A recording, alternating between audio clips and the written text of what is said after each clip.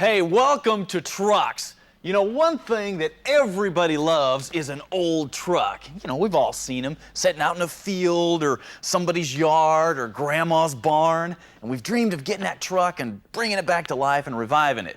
The problem is, the first step is just getting the darn thing running. And that brings me up to today's show and a question that I get a lot. Listen to this.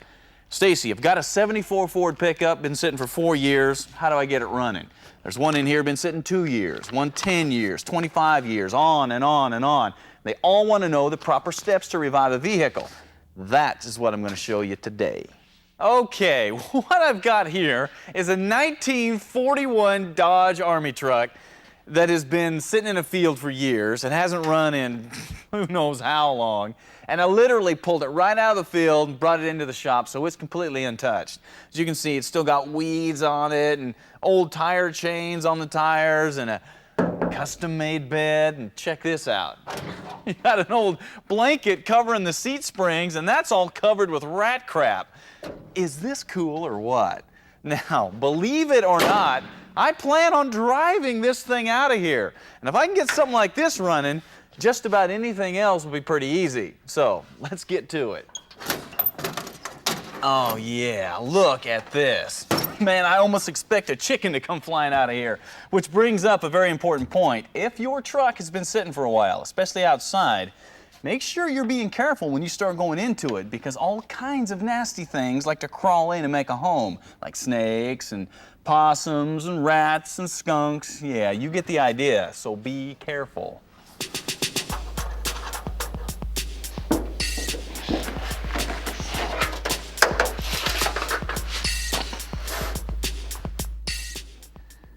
The first thing that you need to find out on a project like this is what exactly you've got to work with. Now, if the motor is blown or if you've got mechanical damage like a rod sticking out the side or something, you might as well just pull the motor out and rebuild it, because you're not going to get it to run. So, finding out if the engine is free and turns over is the first step.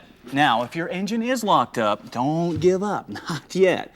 What usually happens is a little bit of condensation gets into the cylinders, causes a little bit of rust around the piston rings and the cylinder, and holds them together.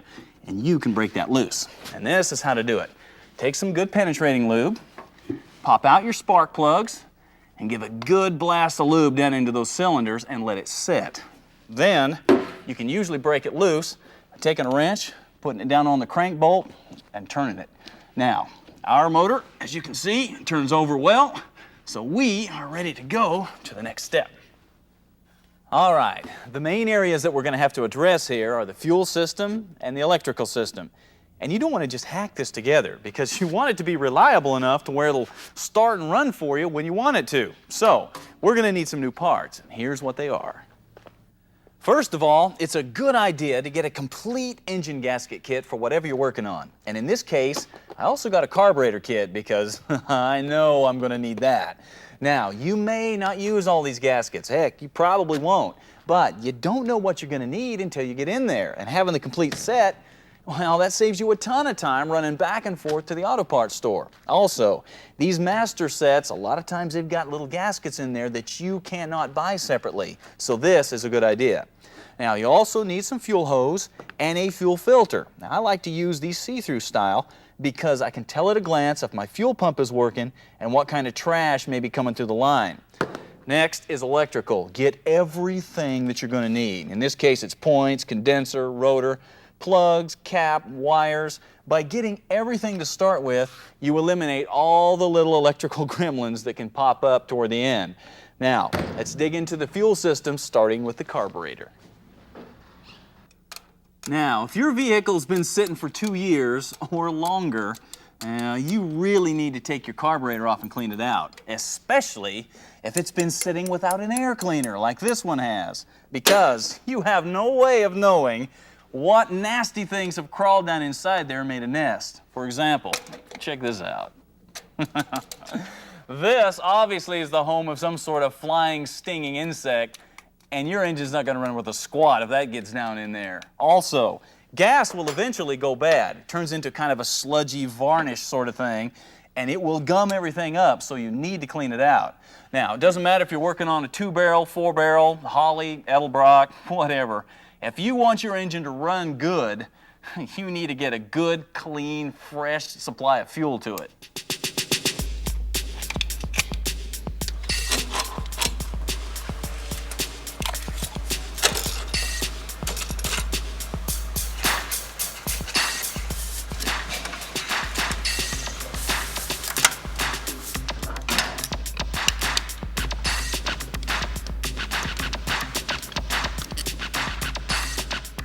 The float bowl will either be filled with old rancid gas and sludge or the dried powdery residue of it.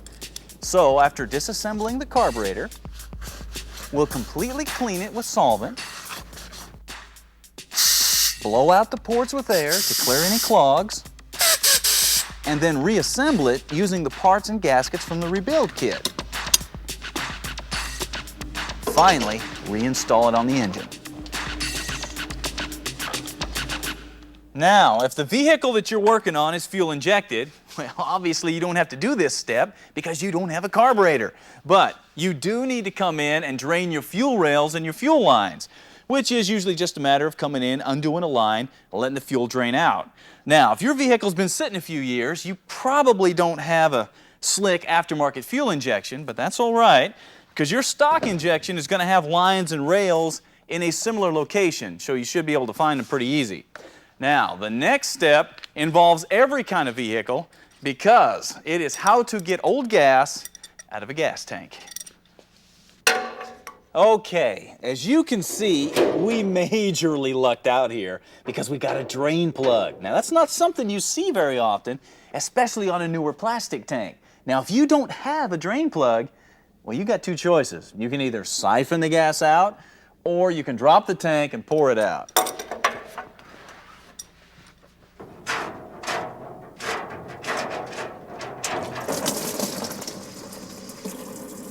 That is why we love the plug. We'll see you after this.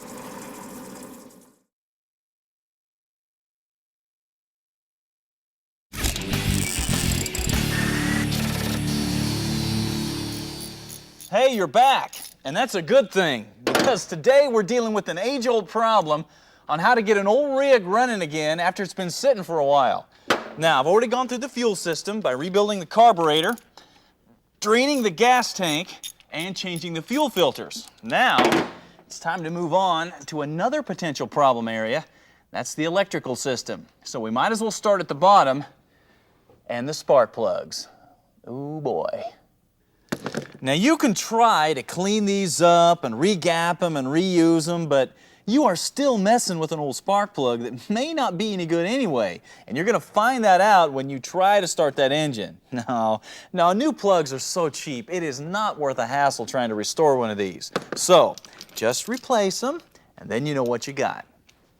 Moving down the line, you have your plug wires. Now, just like your plugs, a replacement set of these is so cheap, it's really worth your while to replace them, because age and temperature and just general wear and tear will cause these to crack on you, and that'll allow you to lose some of your spark energy to your plugs. It'll also give you a heck of a shock if you happen to grab one of these while the engine's running. At this point, if your vehicle is fuel injected or has a modern electronic ignition, well, you are ready to move on to other things like oil and hoses, stuff like that. If it's an older rig like this one is, well, you still have some ignition pieces to replace, and they are all under the distributor cap in the form of points and condenser and rotor and, of course, a new cap. Now, the most important thing here is that you need to know what your point gap is. Now, you can get that at an auto parts store or a service manual. Okay, that takes care of the engine electrical system. Now, since we're talking about electrical, now is a good time to check your wiring, especially on an old rig like this that has been hacked on for years. Look at this. You've got wiring coming through a metal firewall with no rubber grommet to protect it. You've got original wiring that is literally just crumbling and falling apart. And then you've got all kinds of very creative splices going on here. Now is the time to fix this kind of stuff, because if you don't, when you turn that key, you could put a whole new meaning to the term, fire it up. Of course, the last thing you need to deal with on the electrical system is a battery. Now, most old vehicles have an old junk battery in them, so obviously that'll need to be replaced. In this case, it's 6 volt. But another thing you need to look at are your cables and your ends. Now, these get corroded over time and can give you a bad connection, even though they may still look good on the outside. So, if there's even a question that these might be bad, you need to replace them. All right, we're going to take a break, do a few more things, and when we come back, we're going to try to fire this thing up.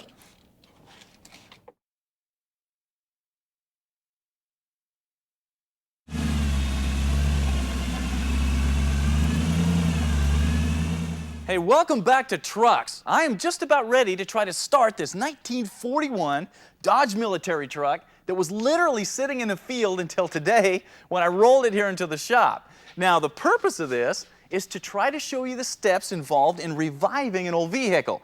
Kind of like that old junker sitting in your yard. Yeah, you know what I'm talking about. Now, we've already done the electrical system, done the fuel system. Now we're ready for fluids. So, the first thing I'm going to do is dump that old oil out of there and put something good in.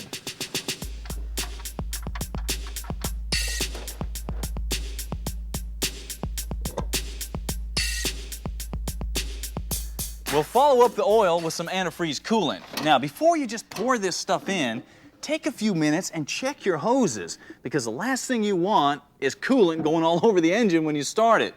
Remember, hose is cheap, so if it's bad, replace it. All right, the moment of truth. It is time to fire this thing, and you doubters can step on back, because this thing is gonna start. All right. Here we go.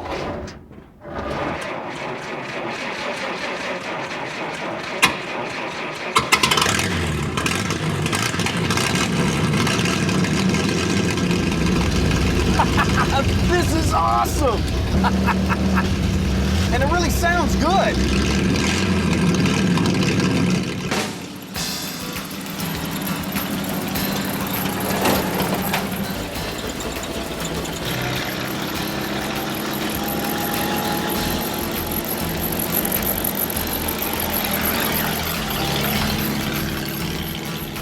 Look at this, no power steering, no brakes, no floor, but it's running under its own power, and that is what Trucks is all about. This is great.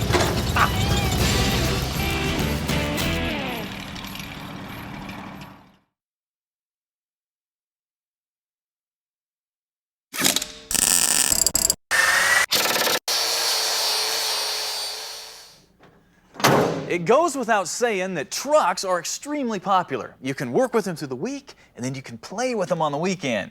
Now, boats, on the other hand, are also very popular. Matter of fact, most people that own a boat use a truck to pull it with. Now, wouldn't it be cool if you could take a truck and combine it with a boat into one unique vehicle?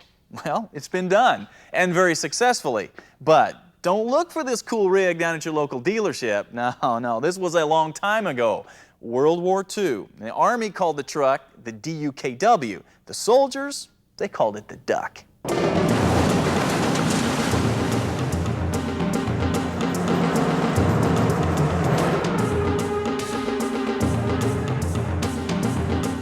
Now, the DUKW was basically a 6x6 truck with front-wheel drive and dual driving axles in the rear. But that was really the only thing normal about this rig.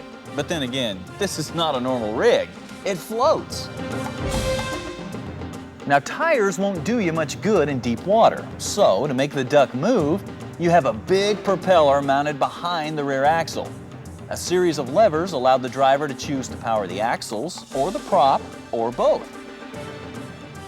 It was 31 feet long and had 18 inches of ground clearance, and weighed in at a hefty 15,000 pounds. Pretty heavy for something that's supposed to float. The engine is a GMC 6-cylinder, which meant about 50 miles an hour was all you're going to squeeze out of it on land.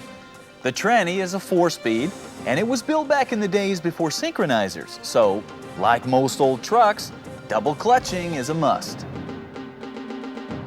Now, this is where things get really weird, because instead of a truck body, you have what is basically a ship's hull wrapped around the drivetrain.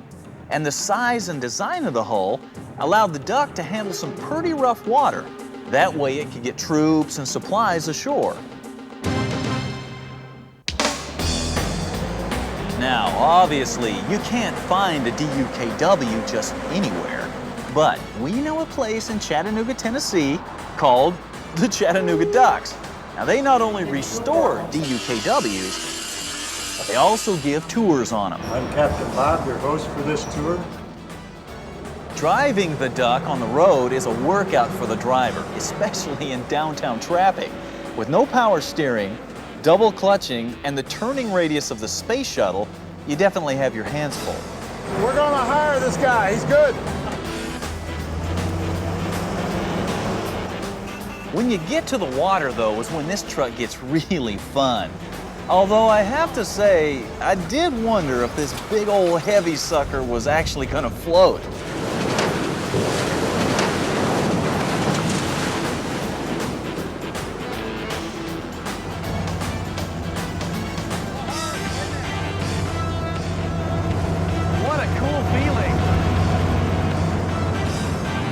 Once you're in the water, the duck will run along at a nice, solid 7 miles an hour, which is not really fast, but remember, this thing was designed to carry men and equipment ashore, not pull a skier.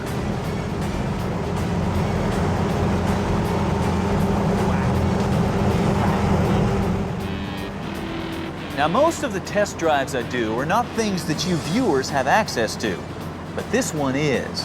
If you'd like to go for a ride in one of these amazing vehicles, give the Chattanooga Ducks a call and schedule one. You'll be glad you did. Oh yeah, just tell them Captain Stacey sent you.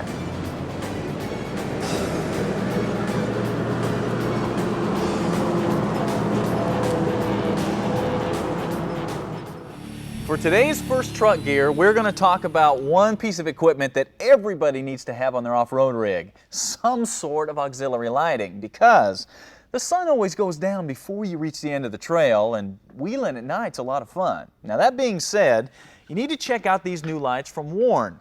And this is called the SDB 160. It's a spot driving light, has a very tough high-impact housing, got a rock guard on the front, and the H4 bulb inside is very tough and durable, and of course, very bright.